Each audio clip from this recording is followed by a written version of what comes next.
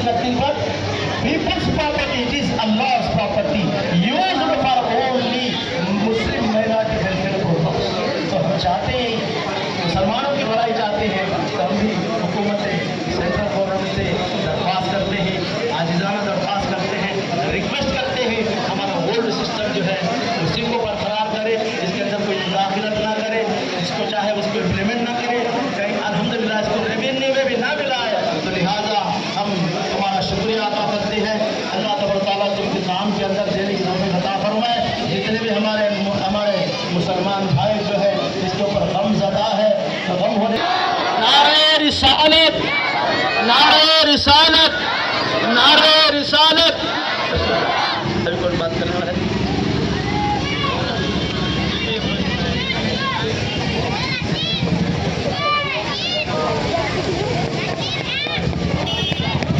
జిల్లా నుండి వారు మాట్లాడాల్సిందిగా కోరుతున్నాం. ఈ నిరసన కార్యక్రమానికి హాజరైనటువంటి పెద్దలకి, పిల్లలకి, తమ్ముళ్లకు, సోదరులందరికీ కూడా సిపిఎం పార్టీ జిల్లా కమిటీ తరఫున అభినందనలు తెలియజేస్తా ఉన్నా. ఈరోజు నిజంగా మరో బ్లాక్ డే. బాబ్రీ మసీదు కూల్చివేత ఒక బ్లాక్ డే అయితే, వక్ఫ్ బోర్డు బిల్లును సవర్ణ పేరు మీద రద్దు చేసి ముస్లింలకు ద్రోహం చేసే పద్ధతిలో చర్యలు తీసుకోవడం, ఇది నిజంగా మన దేశానికి మరో బ్లాక్ డే అని చెప్పి మేము సిపిఎం పార్టీగా భావిస్తూ ఉన్నాం.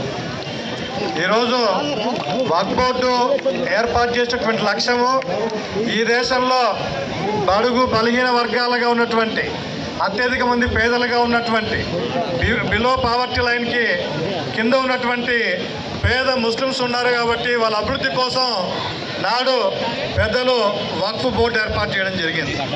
స్వాతంత్రం వచ్చిన తర్వాత అనేక ప్రభుత్వాలు వచ్చినప్పటికీ ఆ పద్ధతిలో కొనసాగించే పద్ధతి ప్రయత్నం చేశారు. అయితే ఈరోజు దేశంలో బీజేపీ ప్రభుత్వం వచ్చిన తర్వాత ఈ దేశంలో ఉన్నటువంటి ముస్లిం మైనార్టీలను తీవ్ర ఇబ్బందులకు గురి చేసే పద్ధతుల్లో ఈరోజు బీజేపీ గత 11 సంవత్సరాలుగా ప్రభుత్వ పనితీరు మనం గమనిస్తే అర్థమవుతా ఉంది.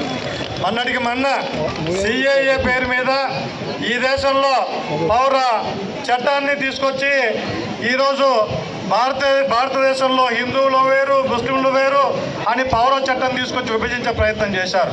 కానీ మేము హిందువులైనా, ముస్లింలైనా మేమంతా భారతీయులమే, మేము భారతీయులమే అని చెప్పి జాతీయ జెండా ఎగరవేసి సిఏఏకి వ్యతిరేకంగా మనం పెద్ద ఎత్తున ఉద్యమించాం. కాబట్టి సిఏఏని, ఎన్ఆర్సీని మనం తాత్కాలికంగా వెనక్కి నెట్టేటువంటి చరిత్ర భారతదేశంలో ఉంది. భారతదేశం లౌకిక రాజ్యం. భారతదేశంలో అనేక మతాలు, అనేక కులాలు, అనేక సాంప్రదాయాలు ఉన్నప్పటికీ మనందరం భారతీయులుగా జీవిస్తూ ఉన్నాం. కాబట్టి భారతదేశం ఒక సుసంపన్నమైనటువంటి మంచి గొప్ప కీర్తి ప్రపంచంలో ఉందంటే లౌకిక రాజ్యం కాబట్టి అటువంటి లౌకిక రాజ్యానికి తూర్పు పరిచయ పద్ధతిలో 11.5 సంవత్సరాలుగా సిఏఏ వెనక్కి వెళ్ళింది. కానీ ఈరోజు బీజేపీ హిందూ మత ఉన్మాదాన్ని రెచ్చగొడుతూ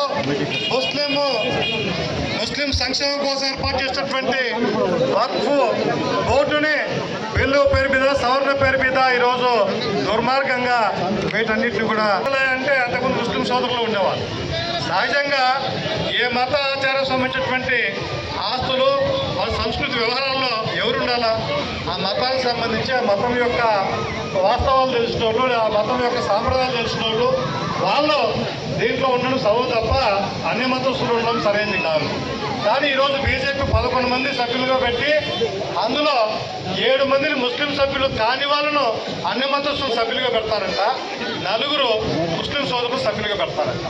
అందులో కూడా 2 మహిళలను పెడతాము, సవరణ చేస్తాం, అభివృద్ధి కోసం అంటా ఉంటాం. మరి అభివృద్ధి ఏం అభివృద్ధి ఇది? నిజంగా ముస్లిం మైనార్టీ ప్రజలు అభివృద్ధి కావాలనుకుంటే ఆ సంస్థలో మెజార్టీ ఆ ముస్లిం మైనార్టీ సోదరులను ఉండకోకుండా అన్ని మతస్థులను పెట్టే పద్ధతిలో ప్రయత్నం చేయడం అంటే రాబోయే కాలంలో వక్ఫ్ బోర్డు భూముల్ని ప్రభుత్వం చేసుకొని మన నోట్లో మట్టి కొట్టడం కోసం ప్రయత్నం తప్ప ఇది వేరే ఉద్దేశం కాదు అని చెప్పి గుర్తించాలని చెప్పేసి కూడా ఈరోజు బీజేపీ చెప్పేవన్నీ అబద్ధాలే. బీజేపీ చేసే ప్రతి చర్య ఇది దేశం కోసం ఈ దేశంలో ఉన్నటువంటి అదాని కోసం తప్ప దేశ నోట్లు రద్దు చేసి కొత్త నోట్లు ముద్రించింది ఎందుకు అంటే దేశం కోసం అన్నారు. మరి దేశం ఏమన్నా మారిందా? బీజేపీ అవునంటే కాదనిలే, కాదంటే అవునని అర్థం చేసుకునే స్థితిలో మనం ఉన్నాం. ఒకరోజు ఒకే రకరకాల పన్నులతో ప్రజలు ఇబ్బందులు పడుతూ ఉన్నారు కాబట్టి దేశమంతా ఒకే పన్ను పెడతాము, కాబట్టి ఆ పన్నుతో రేట్లన్నీ తగ్గిపోతాయని చెప్పారు. మరి ఒక పన్ను కాబట్టి మీ పోరాటం న్యాయమైంది, మీ పోరాటం విజయం సాధించాలని మీరు నిర్వహించే ప్రతి పోరాటంలో సిపిఎం పార్టీ ప్రజా సంఘాలు మీ వెన్నంటూ ఉంటాయి. మీరు విజయం సాధించేదాకా మీకు తోడుగా ఉంటాం. ఖచ్చితంగా మీతో భుజం కలిపి పోరాటం చేయడానికి సిద్ధంగా ఉన్నామని తెలియజేస్తూ నాకు అవకాశం करते हैं।